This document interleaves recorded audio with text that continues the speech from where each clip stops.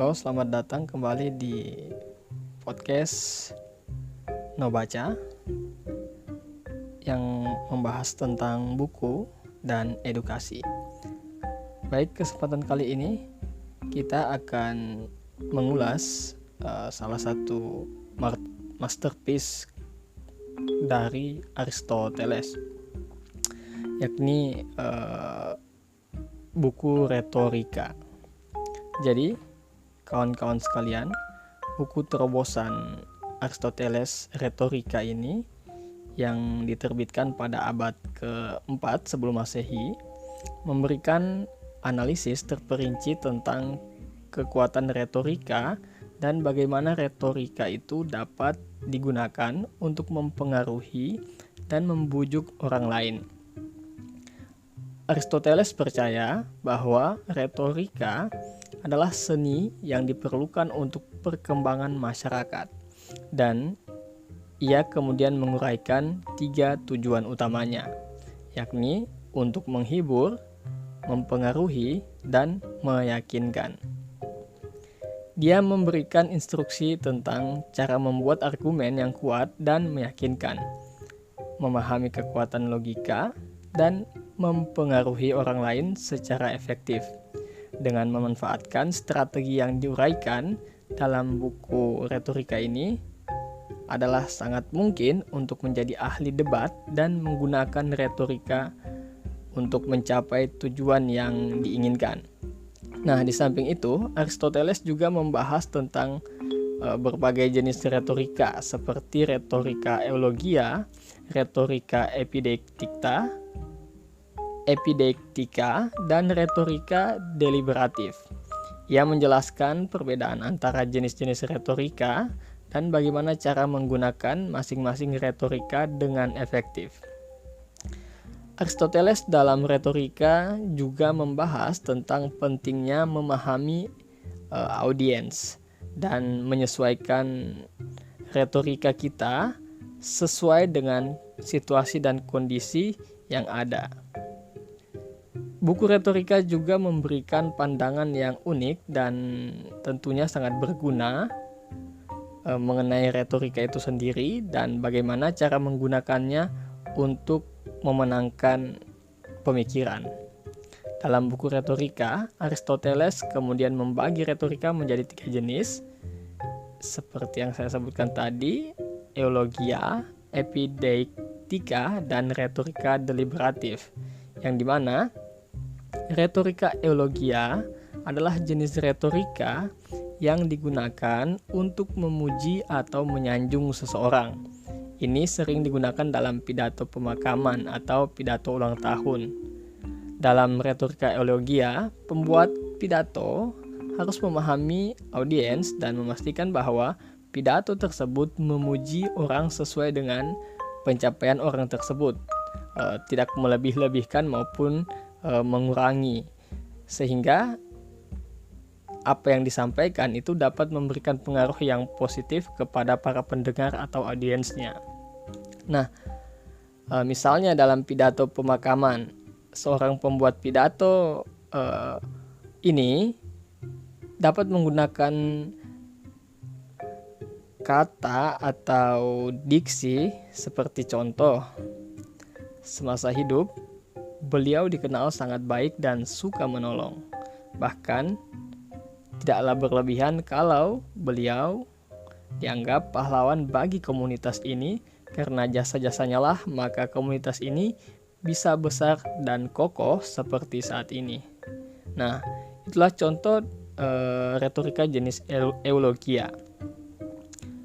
Oke, kemudian yang kedua adalah retorika epidektika, yang merupakan jenis retorika yang digunakan untuk memberikan nasihat atau biasanya juga memotivasi orang lain begitu.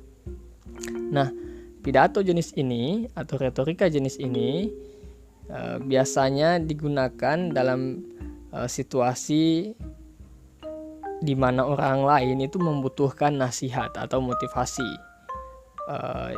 Jadi dalam retorika epidektika ini pembuat pidato tentunya juga harus memahami audiens dan memastikan bahwa memang mereka atau para audiens ini memang menginginkan nasihat atau motivasi agar apa yang hendak disampaikan benar-benar mereka perhatikan dan mereka sesuaikan dengan kondisi mereka yang lagi terpuruk misalnya.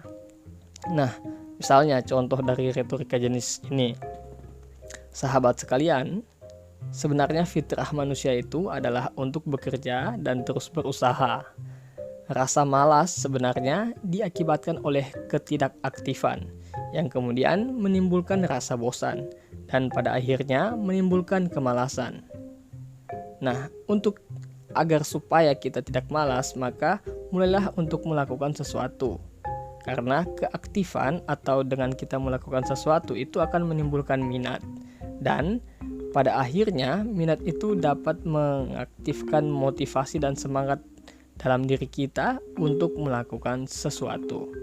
Nah, retorika jenis ini berusaha mempersuasi orang atau audiens agar bisa mengatasi rasa malas mereka, yang dimana dikatakan tadi bahwa rasa malas tersebut sebenarnya akibat yang ditimbulkan dari ketidakaktifan seperti itu, atau kalau bahasa kerennya saat ini adalah rebahan gitu.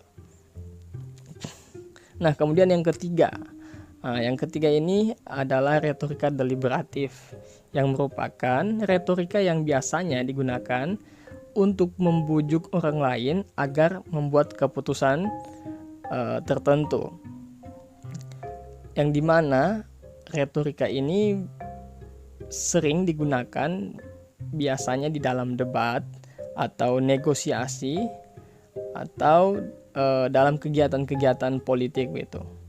Nah, dalam retorika deliberatif ini, pembuat pidato tentunya juga yang pertama harus memahami audiensnya atau para pendengarnya untuk bisa mempengaruhi nantinya. Nah, misalnya nih untuk penggunaan retorika jenis ini,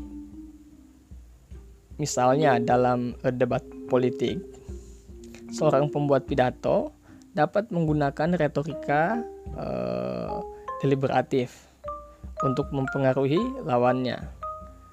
Semisal saya taruhlah seorang anggota legislatif begitu. Kemudian saya ingin pemerintah itu meningkatkan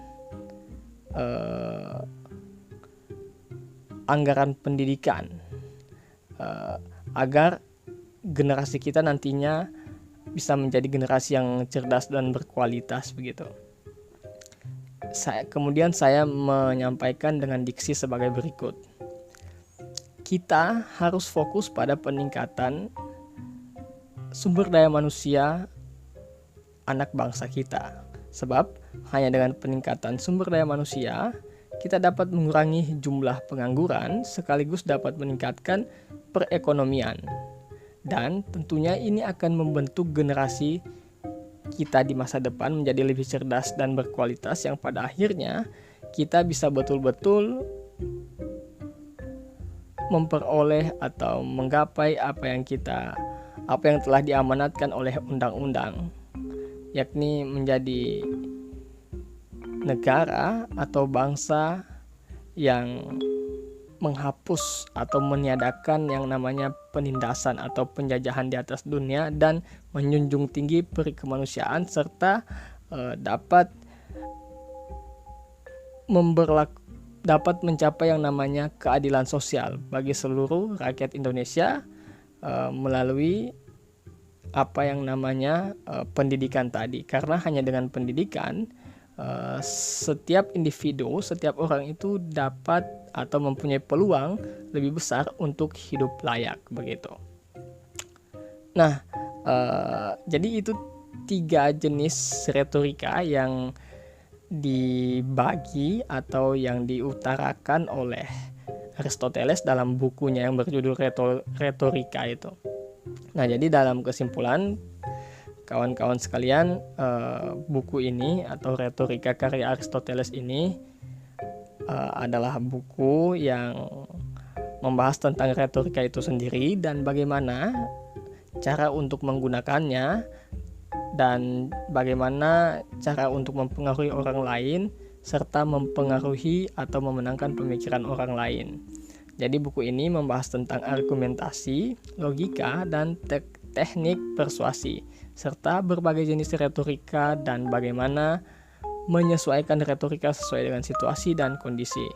Sehingga tentunya buku ini sangat saya sarankan untuk dibaca oleh siapa saja, baik itu kalian pelajar, mahasiswa, atau pekerja profesional, dosen, apalagi buat kalian yang sering tampil di publik begitu. Sekian dari kami di edisi kali ini, semoga bermanfaat ya. Sampai jumpa.